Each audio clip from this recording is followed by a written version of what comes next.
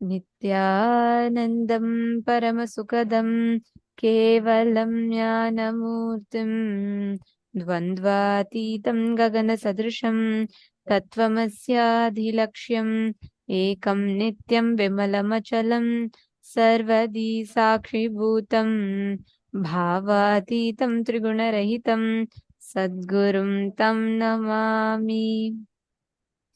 Nityanandam, every one of you, we welcome all of you for the 14th day of Paramashivoham.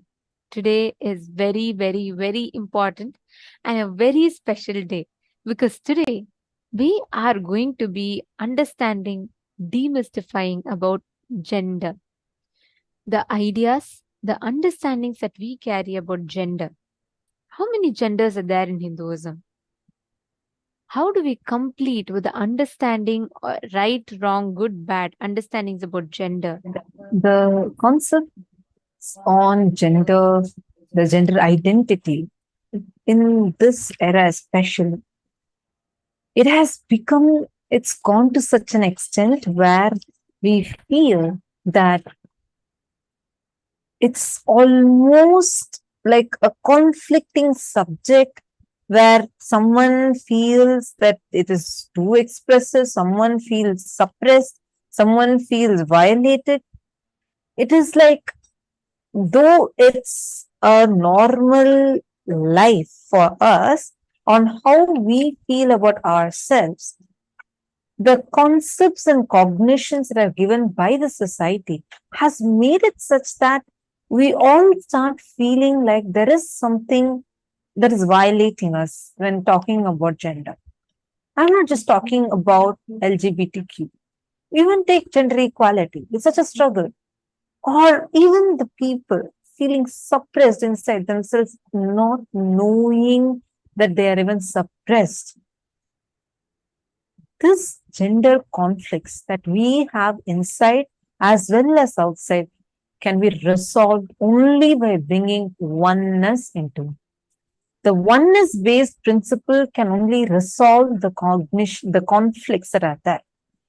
So, what does the greatest science called Hinduism, the most ancient, most advanced science, the way of life, what does this talk about gender?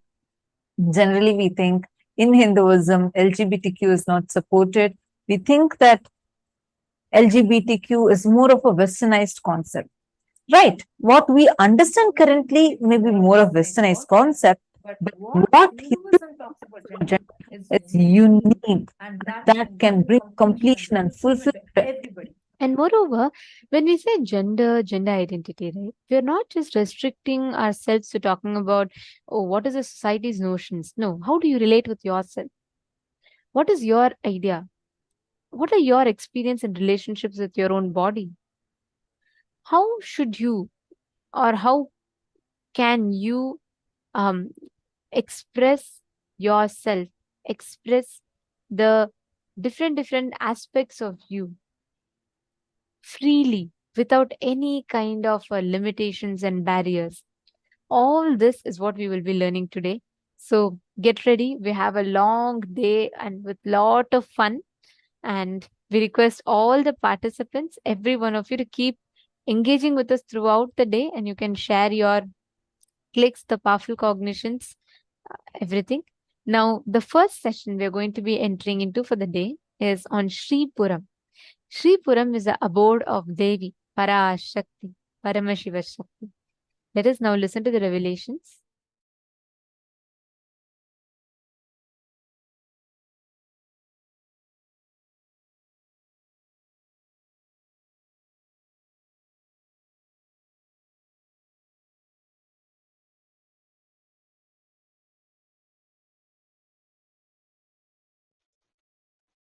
The unit of your life is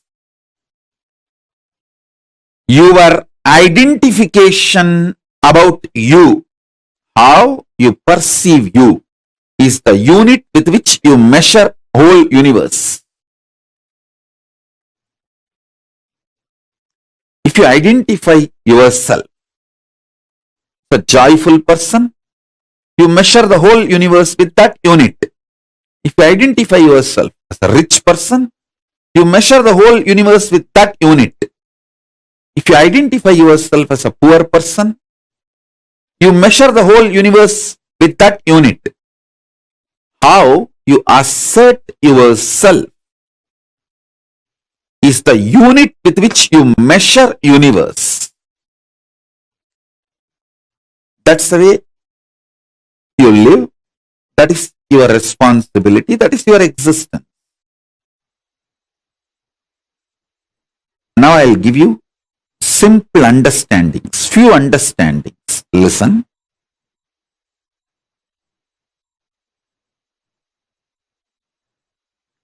Hinduism is fundamentally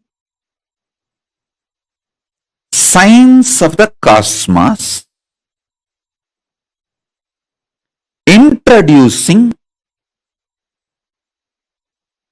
your existence not just in parallel universe, parallel multiverses. So understand, the first powerful cognition, understanding, satya, you need to grasp is, even now, you have a simultaneous existence in waking state and dream state. That is why very casually, spontaneously, you can slip into dream state and come to waking state without any effort. Sometimes when the brain fog is too much, you start feeling that there is no gap between the dream state and waking state. I can see when people stare into my screen, I tell them, I am in front of you in waking state.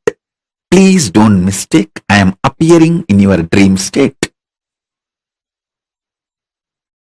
Now I'll give this example so that I can help you to understand how you can face yourself in the multiverses, parallel multiverses.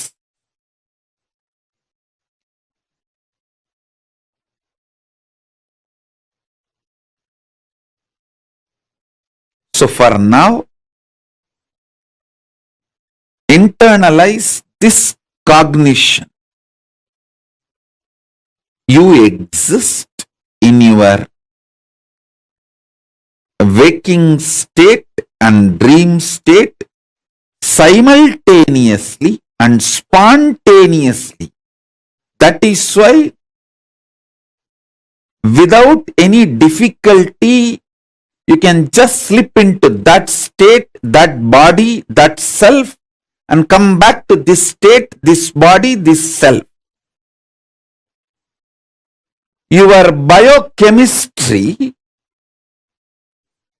is naturally prepared for you to slip into these different states and different cells and experience different existence, different universes. In waking state, the universe you experience is different, and the dream state, the universe you experience is different.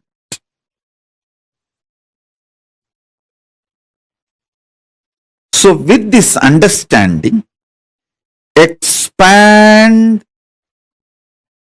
your cognition. You exist in parallel multiverses like Swargaloka, Maharloka, Janaloka, Tapaloka, and Kailasa itself. More than next to Tapoloka is Satyaloka, and beyond the Satyaloka is Vaikunta, the Parandama's space. Satyaloka is the space of Parabrahma.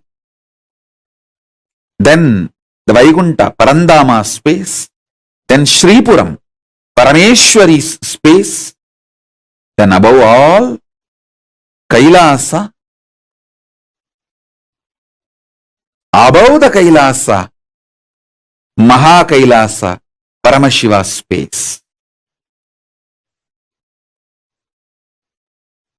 Kailasa is where all the Anga Devatas and Avarana Devatas, everyone lives. People who achieved the Salogya, Samibhya, Sarubhya, Sayujya, Mukti with Paramashiva, all of them exist in Kailasa. In Maha Kailasa, he alone exists. In Paramadvaita Swarupa, Paramadvaita Satya. Now,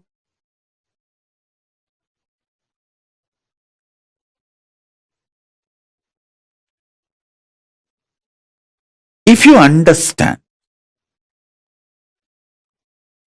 and start facing yourself in the parallel universes, parallel multiverses, first thing will happen to you is you will understand the whole cosmology and cosmos logical.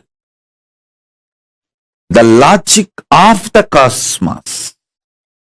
Logic of the cosmos is natural law of life, dharma. Listen. If you understand the logic of the cosmos,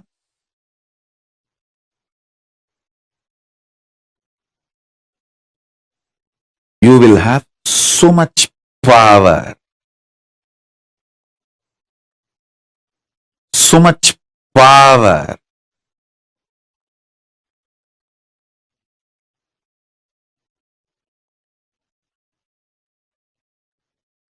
Your DNA will be just empowered, fully awakened. Listen, fully awakened.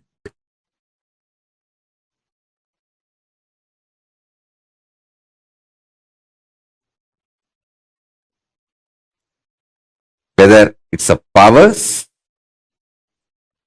or the state, space,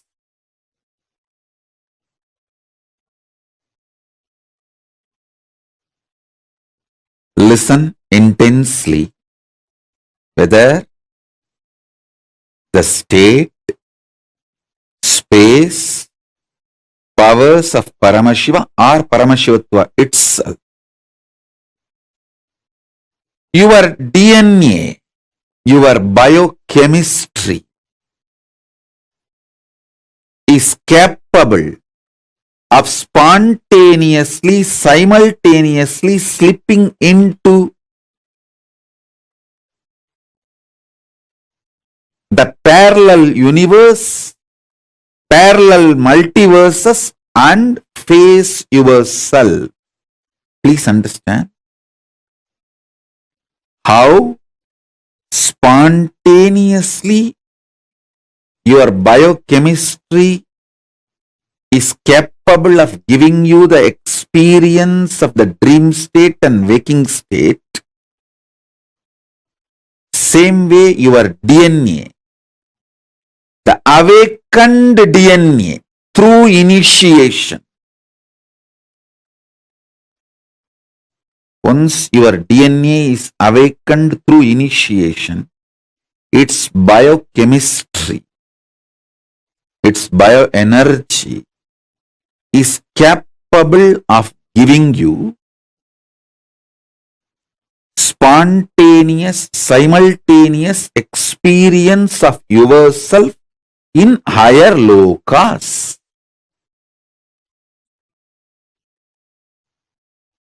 Arunachala hill is connected to the whole, all 14 lokas. He is 14 loka. Embodiment of 14 loka. Paramashiva.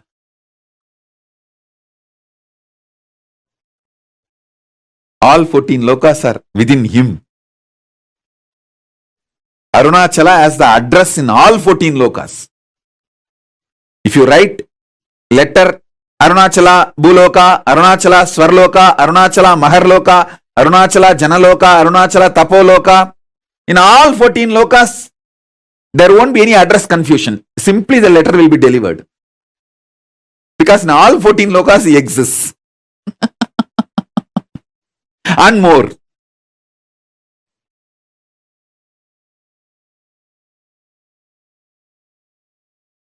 There's a beautiful sloka in Chandi.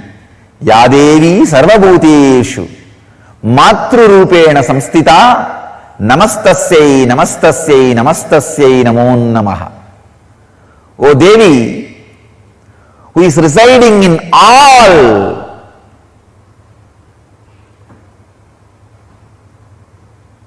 beings, bhuteshu, even the beings word is not a complete translation, whatever exists, sarvabhuteshu matrurupena samstita, in the form of ultimate creativity, mother, matrurupena samstita, who is residing, namastasyai namastasyai namastasyai namo namaha.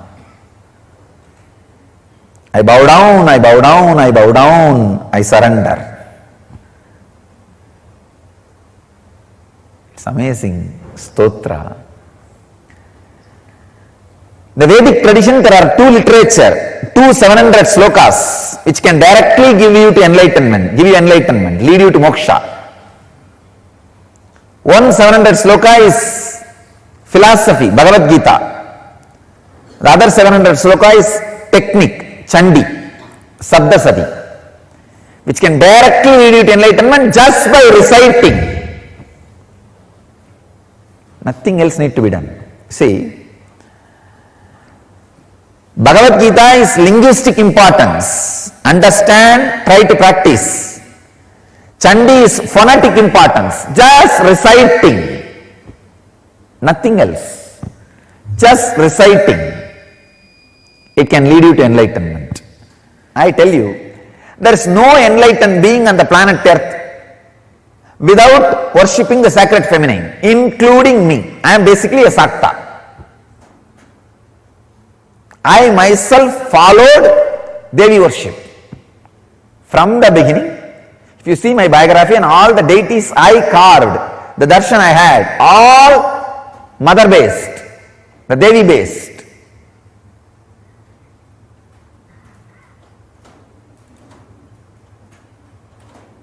All enlightened masters, all masters. Ramakrishna says very beautifully, Shiva is Brahman, but Devi has the key to reach the Brahman. Unless she opens, nobody can reach. Unless she opens, nobody can reach. Very beautifully describes, like a house scene. As even though husband is a owner, he doesn't have the key. It is hanging in the hip of the mother.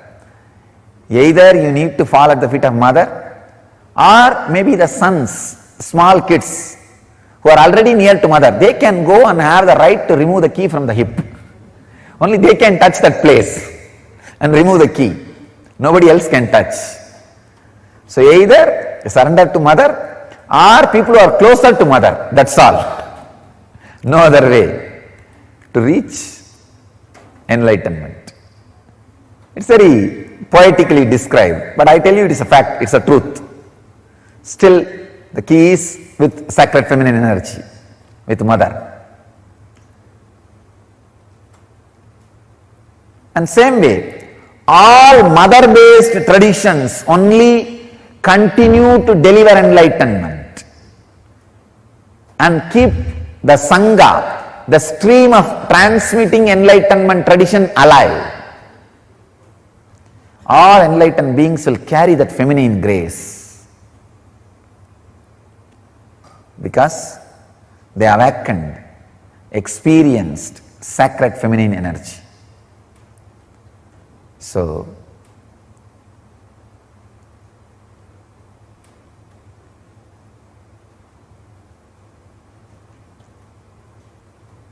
meditate on sacred feminine energy, mother energy, healing energy.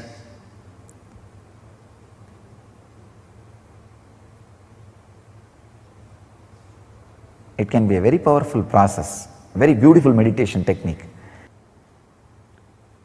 I can give you these two as a technique. One, remember constantly you are Devi, cosmic mother, and recite whenever you can the sounds of sacred Chandi, the 700 verses.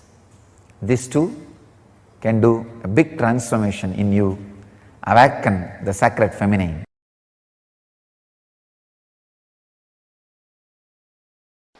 Once I went and told my Guru, Mata Vibhudananda Puri Devi, I went and told her, you are telling me that I am beyond the life and death. She read out Ribu Gita to me that day and explained some of the great truths in Ribu Gita, and I will strongly recommend all my disciples read Ribu Gita. If you have time, no, make time. If I say if you have time, you will never have time. Make time, read Ribu Gita. It's one of the greatest scripture in Hindu tradition. And she explained to me a concept about immortality. And I went and slept over it. Next day I went and told her, you explained, but I am afraid whether I will enter into that space at all. How to enter into that space? She said, please listen, this word is very important for all of you. Just entertain this desire to experience that space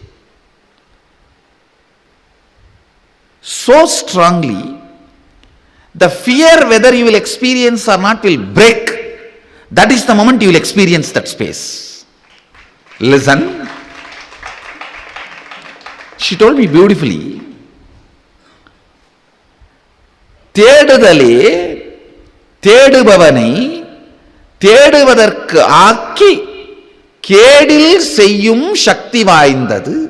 In Tamil she said, I'll translate in English, seeking is powerful enough to merge the seeker into that which is sought after.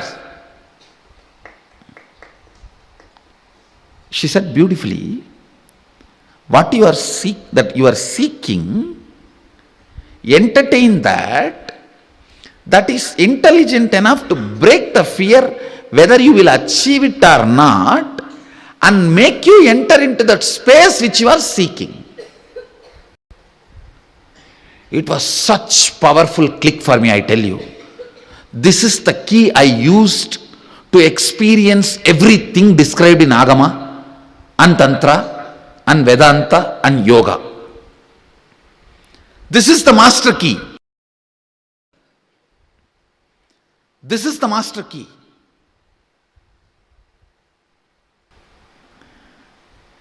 If something clicks with you the moment your master utters, your heart is waiting for the truth. Understand? Your being was waiting for the truth.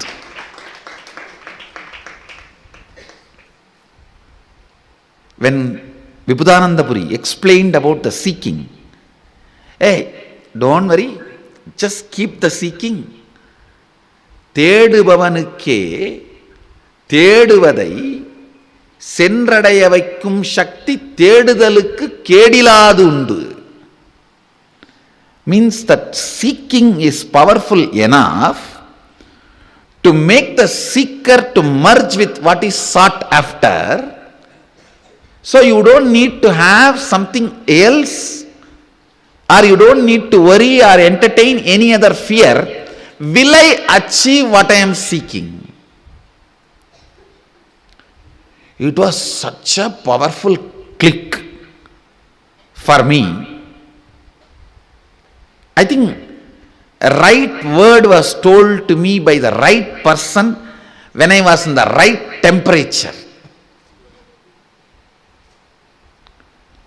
It straight entered into my system. After that, in any of the spiritual practice, there was nothing called impossibility or obstruction or obstacle. She will tell, okay, chant this mantra and realize Bhuvaneshwari. I will not even have a second thought, if I just chant this mantra, will I have darshan of Bhuvaneshwari? How can it be? I will not even have the thought. Even if the thought comes, I will tell, hey, Mataji told me, my power of seeking, the seeking is powerful enough to make me experience the space I am seeking. So then, I am seeking to experience Devi Bhuvaneshwari, and here is the mantra. This is enough, powerful enough to make me experience the space of Bhuvaneshwari. I don't need to worry whether I am going to have her darshan or not, experience her or not. Come on, let me sit. Over. Because of this confidence and energy and intensity, simply I was mastering different methodologies, techniques, yoga, pranayama, kriya, everything she was teaching, I was just mastering. By giving this one click to me, that your seeking is capable enough to give you the experience of what you are seeking without any external help or support. By giving this click, she removed the dvandva vigna, this impossibility from me once for all. If she gives me Rajeshwari mantra today, I just know in next 48 hours I will have darshan of Rajeshwari and I have to go back and report to her. If she gives me Varahi mantra, I just know in next 48 hours I will have Varahi darshan and go back and report to her. If she gives me the Tidinitya Devi's mantra, I just know I will have to go and sit and practice it and I will have darshan of that and I have to go back and report to her. That idea, it may work out for me, it may not work out for me, the impossibility whether it is going to happen it for me or not, that she broke. See, when that is taken away, so much of excitement and joy, that very excitement makes the whole path very short. Path is long only when you create hurdles by the self, by yourself. Path is always short when you create only excitement. Only when you produce excitement, path is always short. Understand? Out of the food you ate, if you produce only energy, life is always exciting. But if you start producing gas, life is always tiring. The same thing. Out of your thought current, if you produce only energy, excitement, sadhana is always great, exciting, enjoying, beautiful. But out of the same thought current, if you produce again and again impossibility, SDHD, spiritual practice is tiresome. Who knows what is happening? Who knows what is true? What is wrong? What is right? Will I have it? Will I get it? Or maybe it worked for him in those days when his body was without toxins. Now, who knows, my body is full of toxin, and will the same process work for me? You will have 1000 stupid questions to make you strongly believe it is not possible, at least for you. That is what I call Dvandva Vigna. The second day, over, break up. If you fought with your girlfriend and did not pick up her calls one night, 40 times she broke up with you, and 41 times she has come back to you. If she is too emotional, 80 times. If you are smiling, it is clicking with you. Understand? No, really.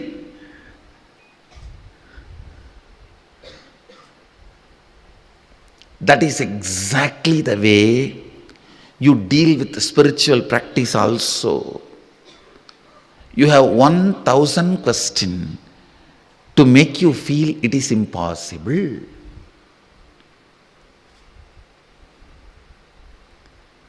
At least within 3-4 days you are convinced, if it is not second day or third day. Within 3-4 days you know, this is not for me. Over. I tell you, liberating me from the Dvandva Vigna mental setup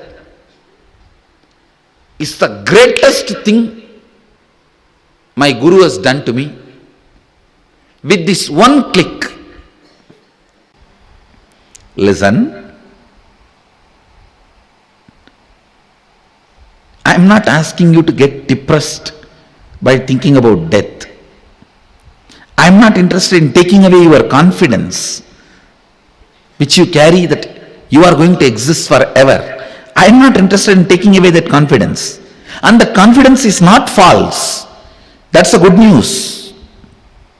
Yes, you are going to exist eternally, but please decide to associate yourself with that permanently. It is like just by having the fish smell, you imagine you ate fish. Just by having the confidence, which is the smell of the eternal consciousness, you start deluding yourself, you experience that eternal consciousness. That is what I am telling you. Smell is not eating. Please listen. Sometime if you are planning to eat just for the sake of taste, not because of hunger, even if you enjoy the smell of the hotel, you will feel like you ate already. You won't feel like eating. If you are not really feeling hungry, but you decide to eat just for the sake of taste, or you saw the photographs of that food in the hoarding, in the poster, if you just decide to eat for the sake of taste or for the sake of the way the food looks, even if you enjoy the smell sitting in the hotel for a few minutes, you won't feel like eating, you will be full. Same way, if you are superficially looking into you, what is death, all that, even the smell of your consciousness, which is confidence. Let me explain. It's a very subtle point I am trying to explain. Listen. There is part of you which never dies, which is eternally alive. Your consciousness, your bioenergy. There is part of you which dies. Unfortunately, you associate yourself with which dies, but you draw confidence from which does not die. It is like just by smelling the food, you feel you ate and you are fulfilled. Smell can never fill your stomach. Listen, only if you eat, it can fill your stomach. Same way, just the confidence of bioenergy that you are never going to die will not make you enlightened. solve the issue once for all. The confidence of your bioenergy, you are never going to die, will be there till your nail gets broken or you face a small fracture. A hairline crack is enough to take away your confidence that you are eternal, you are not going to die. Please listen.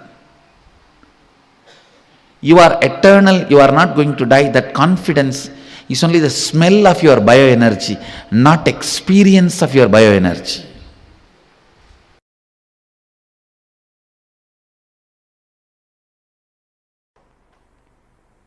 The rebirth has happened. I had many extraordinary spiritual experiences, but realization of my incarnationhood, who I am, the original state, that realization completely disconnected me from the world. Around 9 months, I was completely away from this body and mind, even though this body and mind was taken care by Kalabhairava. Kalabhairava was handling it. It was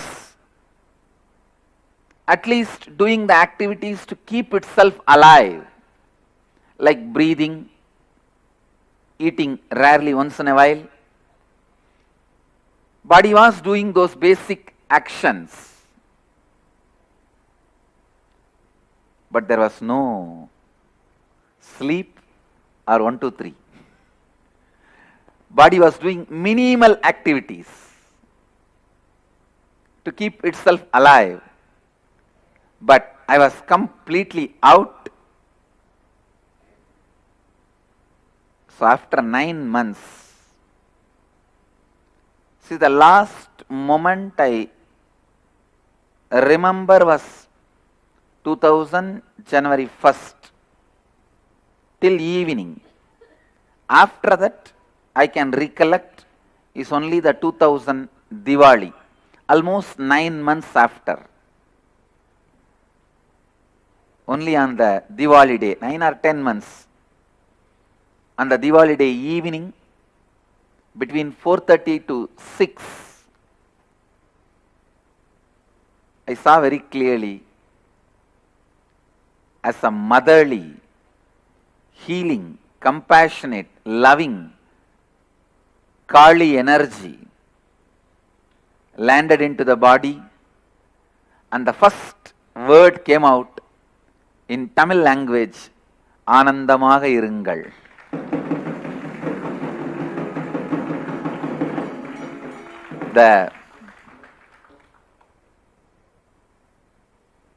After almost 9 to 10 months gap, that was the first word, just like a cracker, explosion, it came out.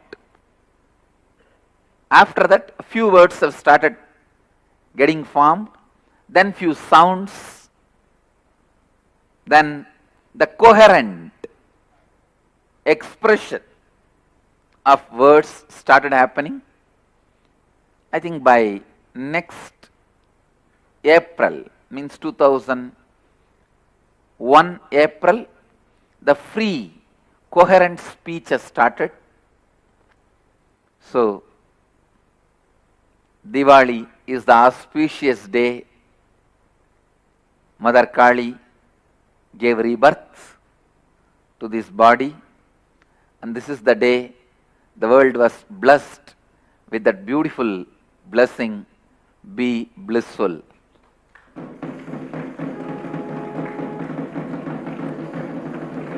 Even now, I always see, if that word comes out as a blessing, that's it.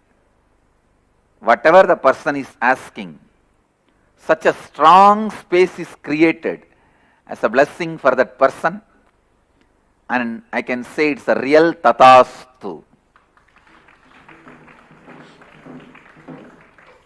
It happened.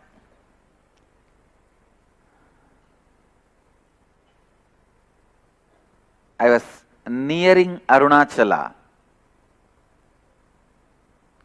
So I was staying in a place near Kanchipuram.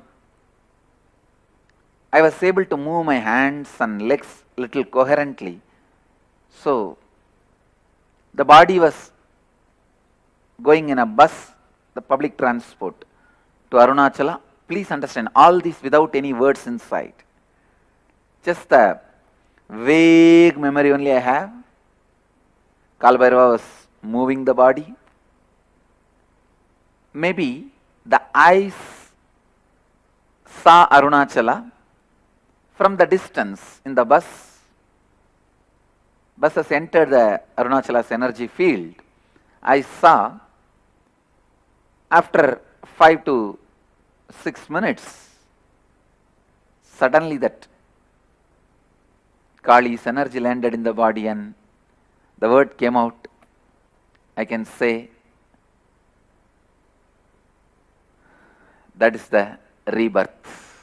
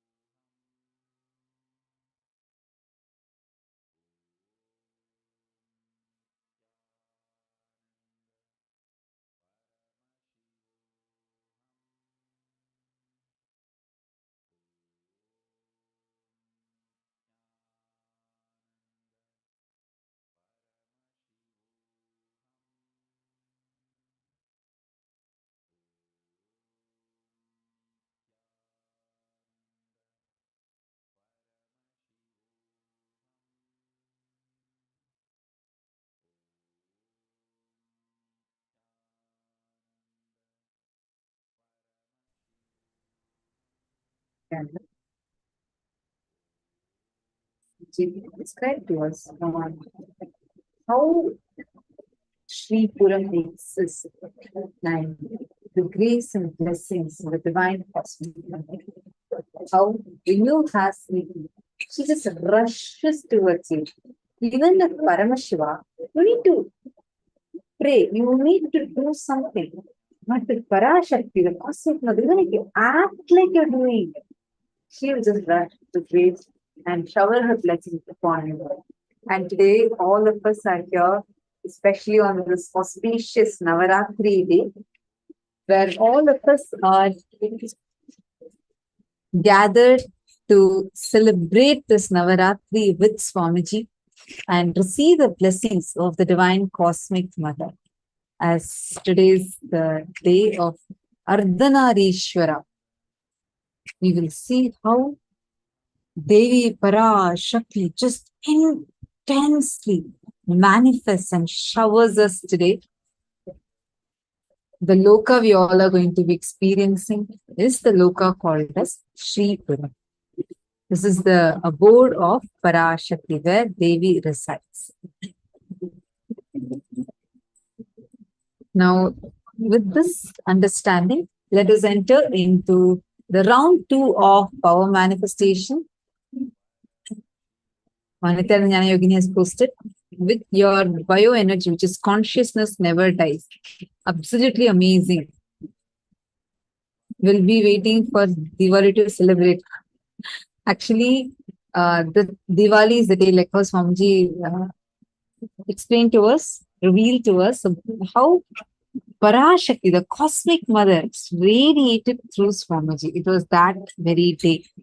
It was this day, Deepavali, and Parashakti started manifesting through Swamiji, and Swamiji settled into the body from the great pause, starting with the words Anandamaga irundu, meaning be blissful. So now it's time for us to start the next round of power manifestation.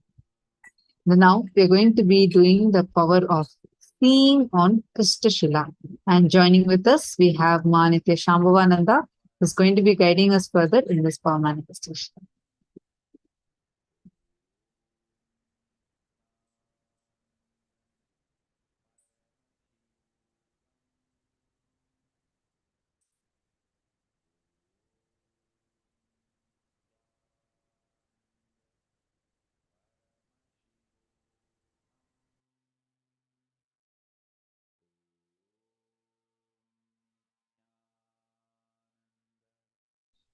Now, we can move into the power manifestation for today. Today, we will be manifesting the power. It's actually such an amplification of all the powers that we have been doing until now, whether it's remote vision, whether it's mind reading, whether it's body scanning. An amplification of all these powers is what we are going to be experiencing today.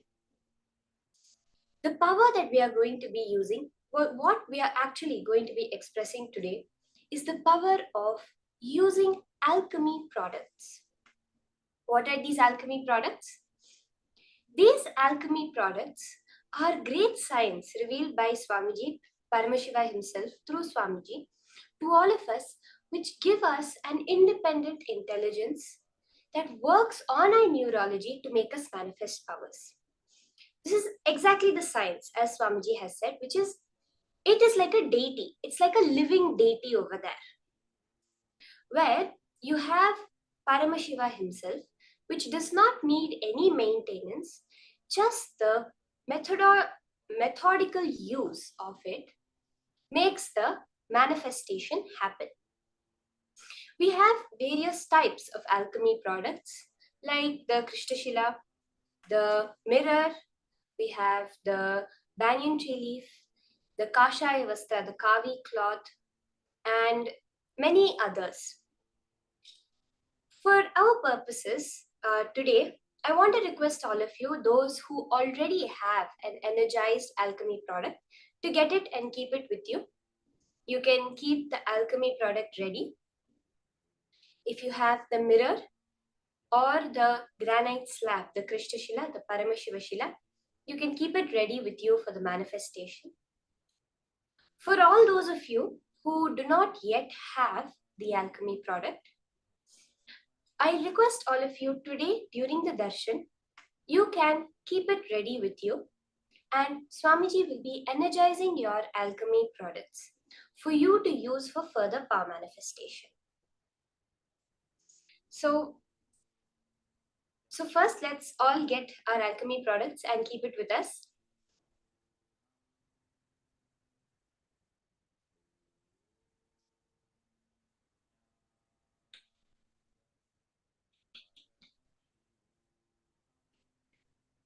You can get the Aushadha also for you to do the power manifestation. These alchemy products literally act as a portal for you to view the different dimensions of the cosmos, where it literally tunes in to your neurology, changes your neurology, aligns your brain circuits to be able to reflect Paramashiva and manifest the powers. On the mirror, you will be applying a thick paste on the mirror or the Krishnashila. You will be applying a thick paste of Jnananjana, if you have it, or any other energized aushadha like turmeric, kumkum, the processed turmeric, the vibhuti, the bhasma, sacred ash, or chandanam, the sandalwood paste. If you have any of these energized alchemy, the aushadhas, you can apply it as a thick paste on the screen, on your alchemy product, whether it is a mirror or the Krishnashila, you can apply it as a thick layer. So I request just let's take a few minutes and all of us do this.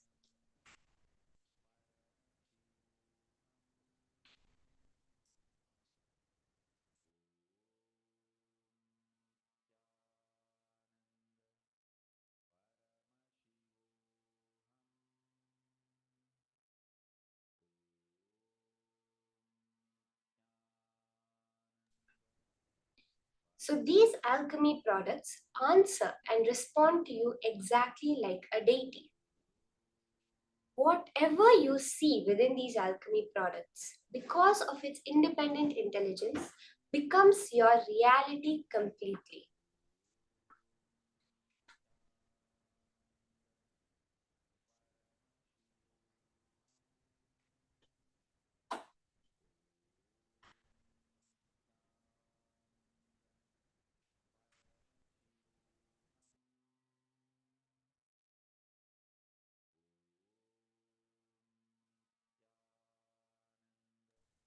So I hope all of you have kept the alchemy products ready for us to start the manifestation.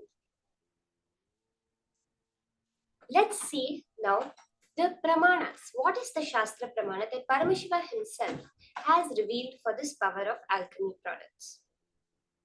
So the Shastra pramana is from the Vijnana Bhairava Tantra, Sutra 34, Dharana 11. Kapalantarmanonyasya tishthanmilitalochanaha kramena manaso dardhyat lakshaye lakshyamuttamam.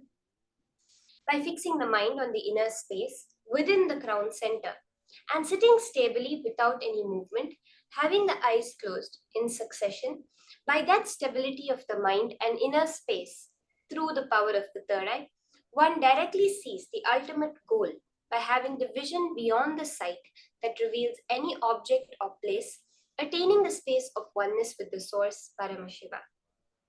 So powerfully, Paramashiva reveals how you can, just by bringing yourself to that single pointed awareness, just by having the stability of your mind and inner space, where there's no thoughts coming up and disturbing you, you are completely established in the space of Paramashivatva, that oneness with the source. Any goal that you choose to see, you can immediately see it just like that. Let's see. The Apta Pramana for this is very beautifully revealed by Swamiji in the life of Devi Meenakshi, the highly advanced Vedic civilization that manifested and lived the science of power manifestation. The Madurai Meenakshi civilization lived with third eye powers as a way of life. The way, the whole, like how today you and me, we have TVs in our house. If the president wants to give an address, if we let's say we want to view our prime minister, he's giving us a presidential briefing through which he's telling us about the latest status of the country. What do? We go to YouTube, we open it on our screen, or else we turn on the TV, we tune into that channel. And that's how we all view today's news, anything, any entertainment we want, whether it's any information, we use the TV or the laptop. In those days, the advanced Vedic civilization that existed did not have TVs, but used to use the granite slab. So every house, Swamiji so beautifully describes that every house would have a granite slab on the wall. Like how we have TVs, they would have a slab of granite. And during the time of the darshan moments with Devi Meenakshi or the presidential briefings of Devi Meenakshi, in Devi Meenakshi's place, which is the temple, now what we see as the Madurai Meenakshi temple, the administrative hub of Madurai, she would go in front of her Krishnashila, in front of her granite slab, and every being that, because the whole civilization lived with the awakened third eye, all of them used to see Devi Meenakshi on their screen, and that is how the interactions used to happen. That is what you're going to be experiencing through this power of alchemy products. We have beautiful incident from Swamiji's own life itself, where there was one guru of his called Narayana Swami Tata, who used to be well known in Tiruvannamalai for this power of actually showing people things on the betel leaf or on the mirror. So there was one incident where Swamiji's other guru, Yogi Ram Surat Kumar, who's known as Visri Swamigal, he used to train many devotees by tying them up with a rope. So this was intense devotees who used to come with him saying that we really want enlightenment, and make them sit. So they would have to sit for as long as Visri Swamigal or Ram Surat Kumar kept them sitting there, till that state of mauna came in their being, the state where the pulse rate becomes zero, the thoughts become zero, but they're completely awake, alive. So one such devotee who was very sincere came to Yogi Ram Surat Kumar saying that I don't care about anything, I just want to experience enlightenment. And he sat there. He sat for 10 hours, he sat for 2 days, and he was just sitting. So the time for the test came. Yogi Ram Surat Kumar used to have a dog, so he sent the dog to call Narayana Swami Tata. Swamiji was witness to this whole thing. And when Narayana Swami Tata came, he showed a happening, an incident in the mirror to this particular man. So this man's only attachment, the only engram, the pattern he had was his attachment to his wife. So in the mirror, the scene showed that his wife was having an affair with somebody. So naturally, the man got extremely agitated. He said, leave my rope, leave everything. I want to go home. I just want to go home. And so the key is this, how he was able to show the scene. But then Visri Swamigal took him through the process and made him calm down. And after he reached that space of Mauna, he left him to go home. And when he went home, he saw that there was no such incident like this that had happened. And he came back and asked Visri Swamigal. He was actually very happy that Yogi Ram Surat Kumar took him through the pattern. And then Yogi Ram Surat Kumar said, yes, actually Narayana Swami Tata just showed that image in the mirror. This is the power where if we want to see anything actually happening, we can see it in the mirror, or else we could create images in the mirror, show it to other people also. That is what is the power of this alchemy product science. So are we all ready to manifest it? Yes. Very beautifully, Swamiji has given a clear technique on how to manifest this power.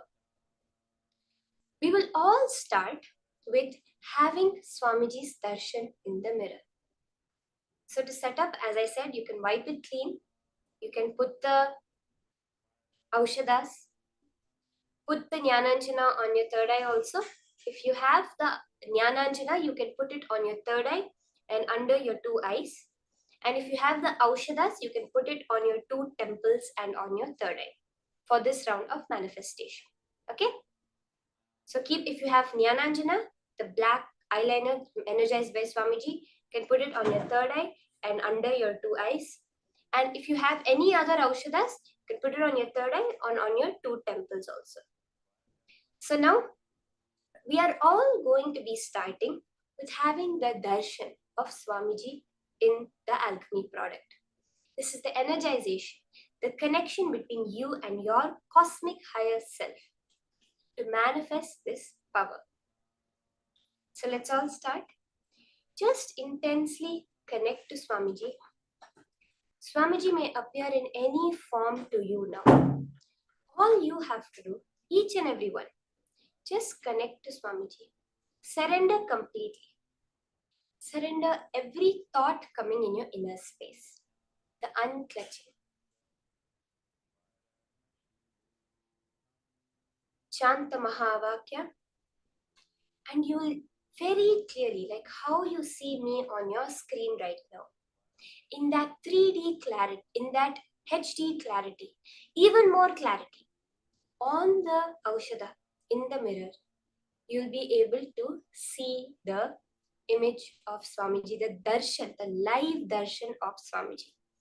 Are you all understanding clearly exactly how the whole manifestation process happens? How Swamiji will literally come there and give you the darshan. Can you all just post a quick yes if you're all understanding?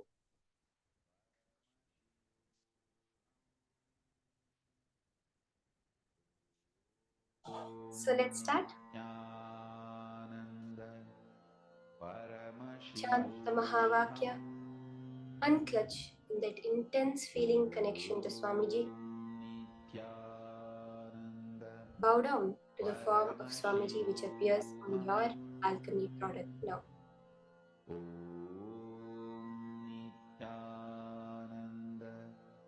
Paramashivoham. Om Nityananda Paramashivoham. Om Nityananda Paramashivoham. Om Nityananda Paramashivoham. Om Nityananda Paramashivoham. Om Nityananda Paramashivoham. Om Nityananda Paramashivoham. Om Nityananda Paramashivoham. Om Nityananda Paramashivoham. Om Nityananda Paramashivoham. Om Nityananda Paramashivoham. Om Nityananda Paramashivoham. Om Nityananda Paramashivoham.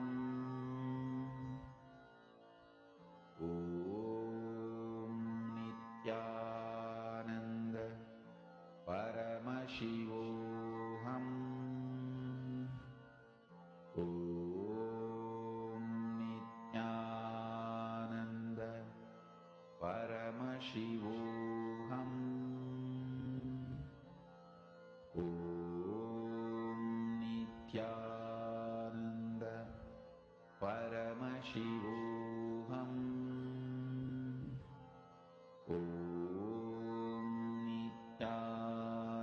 Paramashivoham.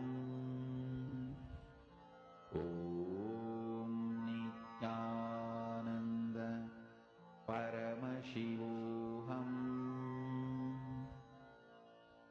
Om Nityananda Paramashivoham. Om Nityananda Paramashivoham. Om Nityananda Paramashivoham.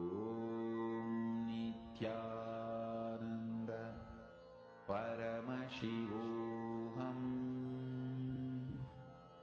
Om Nityananda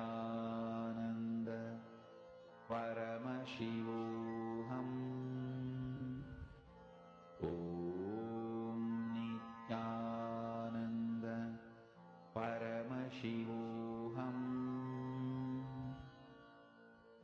Om Nityananda Paramashivoham.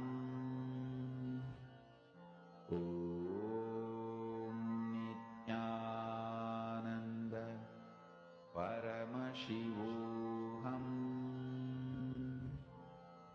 Om Nityananda Paramashivoham.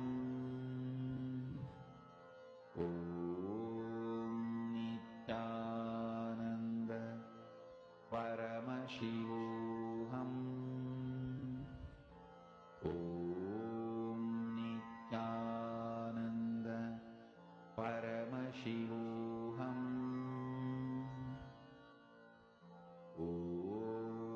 Om Nityananda Paramashivoham. Om Nityananda Paramashivoham. Om Nityananda Paramashivoham. Om Nityananda Paramashivoham. Om Nityananda Paramashivoham. Om Any Nityananda impossibilities that come up, Paramashivoham. anything that you're feeling, just surrender that also at Swamiji's feet. Nityananda Only one job we all have: Paramashivoham. to connect to Paramashiva and celebrate Paramashiva. Everything else, whatever needs to happen, is Paramashiva's job. From that space, just chant the Mahavakya. Raise your frequency to the frequency of Paramashiva. The intense darshan of Swamiji, like an electronic screen, that same clarity will appear for you. Nityananda Paramashivoham. Om Nityananda Paramashivoham. Om Nityananda Paramashivoham. Om Nityananda Paramashivoham. Om Nityananda Paramashivoham. Om